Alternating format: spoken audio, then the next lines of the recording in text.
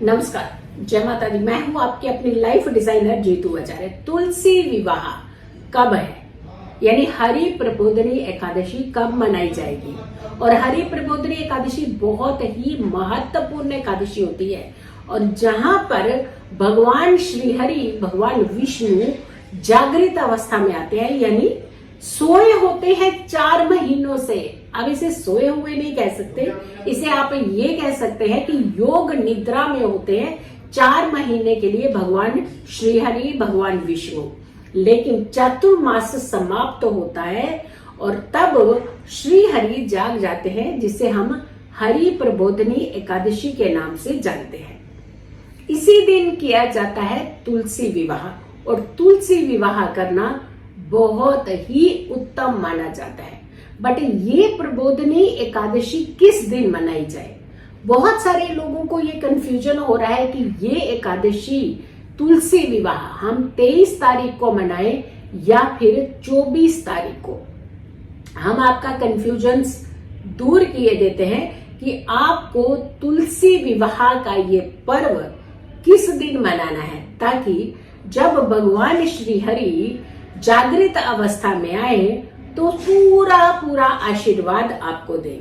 और सबसे बड़ी बात होती है कि जब तुलसी विवाह होता है तब सारे शुभ मुहूर्त खुल जाते हैं, तब तक विवाह भी बंद होते हैं, सारे मांगलिक कार्य नहीं किए जाते। 4 महीने चातुर्मास रहने के कारण सारे मांगलिक कार्यों पर विराम लग जाता है। लेकिन जब तुलसी विवाह होता है, हरि प्रबोधनी एकादशी होती है, श्री हरि जाग जाते हैं, तब सारे कार्य, सारे शुभ कार्य, सारे मांगलिक कार्य आरंभ हो जाते हैं। अब ये एकादशी किस दिन पड़ेगी? अगर हम एकादशी तिथि की बात करते हैं तो 22 तारीख को, 22 नवंबर को, बुधवार को रात को 11:05 से जो एकादशी तिथि होगी वो आरंभ होगी। वो 23 तारीख को 9:03 तक रहने वाली और रात के 9:03 तक, यानी जब उदया का सूर्य होगा 23 तारीख का तो एकादशी तिथि होगी, और जब संध्या होगी, शाम को होगी, तो भी एकादशी तिथि होगी।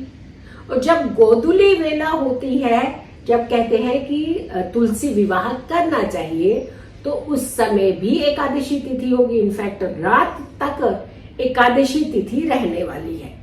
तो आरंभ तो 22 तारीख को हुआ, लेकिन इसका समापन एकादशी तिथि का 23 तारीख की रात्रि में हो रहा है। तो उदया के हिसाब से एकादशी का जो व्रत होगा, एकादशी तिथि का जो दिन मनाया जाएगा, जो श्री हरि के जागने का समय होगा, वो मिल रहा है आपको 23 तारीख को, ना कि 22 को। अब हम जब 24 तारीख की बात कर रहे हैं, बहुत सारे लोग करेंगे 24 तारीख को ये तुलसी विवाह किया जाएगा। लेकिन जब हम गृहस्थ जीवन की बात करते हैं तो गृहस्थ जीवन वालों के लिए, जो गृहस्थ जिंदगी जीते हैं, उनके लिए 23 तारीख को ये व्रत करना और 23 तारीख को तुलसी विवाह करना अच्छा माना जाएगा। लेकिन जो हमारा संन्यास वर्ग होता है, सन्यासी वर्ग होता है, जो गृहस्थ जीवन से थोड़ा दूर होते हैं, तो ऐसे लोगों को तुलसी विवाह अगर करना चाहते हैं तो वो 24 तारीख को भी कर सकते हैं। तो अब आपके लिए ये बड़ा कंफ्यूजन जो क्लियर होने वाला सिस्टम है वो हो गया है कि तुलसी विवाह आप गृहस्थ जीवन वालों को 23 तारीख को करना चाहिए और संन्यास वर्ग को 24 तारीख को करना चाहिए, अगर करना चाहते हैं 24 को, वरना 23 को भी कर सकते हैं। अब हम द्वादशी की बात कर लेते हैं, क्योंकि यहाँ 9:03 से द्वादशी शुरू हो जाएगी।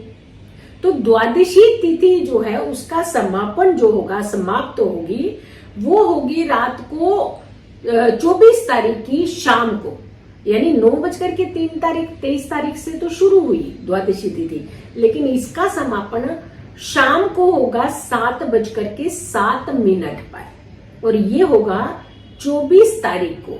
तो इसका मतलब है कि एकादशी तिथि अगर मनानी है तो वो तो 23 तारीख को मिल रही है आपको पूरी, चाहे वो हम उदया की बात करें, चाहे वो आफ्टरनून की बात करें, चाहे हम गोधूली वेला की बात करें, जब गोधूली वेला के आसपास जाकर के तुलसी विवाह किया जाता है, बहुत विधि विधान से किया जाता है, तो वो 23 तारीख को आपको प्रॉपरली मिली है। लेकिन जब हम 24 तारीख की जो लोग बात कर रहे हैं, तो हाँ, सन्यासी वर्ग अगर चाहे तो मना सकते हैं उस दिन भी, बट उस दिन द्वादशी तिथि है, न कि एकादशी तिथि।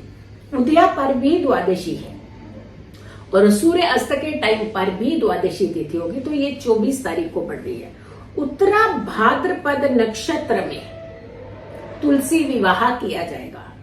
बहुत अच्छे योग संयोग में इस बार तुलसी विवाह आ रहा है, तो तुलसी विवाह का हिस्सा जरूर बनिएगा। ये वो विवाह होता है, कहते हैं कि कोई भी अगर इस विवाह में हिस्सा लेता है, भाग लेता है, कुछ समय अपना वहां पे बैठता है, अपने समय का प्रयोग सही प्रयोग करता है, तो उसके जीवन में परेशानियां नहीं होती हैं। ये एक कन्या के रूप में विवाह किया जाता है। बहुत सारे उस समय पेरेंट्स होते हैं, फैमिलीज होती हैं जो तुलसी विवाह अपने घरों में करते हैं। जैसे कन्या की शादी करते हैं, वो अन्न भी नहीं खाते हैं जब तक कन्या को विदा नहीं कर लेते हैं, या फिर कन्या के फेरे नहीं हो जाते हैं। तो ऐसे ही तुलसी विवाह में भी कुछ लोगों की ऐसी मान्यता रहती है कि जब तक तुलसी विवाह में पूरी तरह से विवाह नहीं, फेरे नहीं कर दिए जाते हैं, तब तक वो अन्न ग्रहण नहीं करते हैं। तो बहुत ही विधि विधान से ये तुलसी विवाह किया जाता है। तो आपको भी सम्मिलित होना चाहिए, आपको भी इसमें हिस्सा जरूर लेना चाहिए। इससे कर्म सुधरते हैं, इससे आपके जीवन में आने वाली नेगेटिविटी दूर होती है, इससे आपके ऊपर एक बहुत ही शुभता का प्रभाव रहता है। भगवान विष्णु का आशीर्वाद मिलता है, माँ वृंदा का आपको खूब सारा आशीर्वाद मिलता है। तो 23 तारीख को मनाइए आप तुलसी विवाह जो गृहस्थ जीवन में है, और जो संन्यास वर्ग है वो चाहे तो 24 तारीख को भी इस विवाह को, तुलसी विवाह को मना सकते हैं। सो वीडियो को ज्यादा से ज्यादा लोगों तक जरूर शेयर कीजिएगा। अगर चैनल सब्सक्राइब नहीं किया तो जरूर कीजिए, वीडियो शेयर कीजिए, मेरी आने वाली हर वीडियो को जरूर देखें। खुश रहे, स्वस्थ रहे, पॉजिटिव रहे। पॉजिटिव रहते हैं तो हर समस्या से हम दूर रहते हैं। जल्दी हाजिर होंगे एक अच्छी वीडियो के साथ, तब तक के लिए नमस्कार, जय माता दी।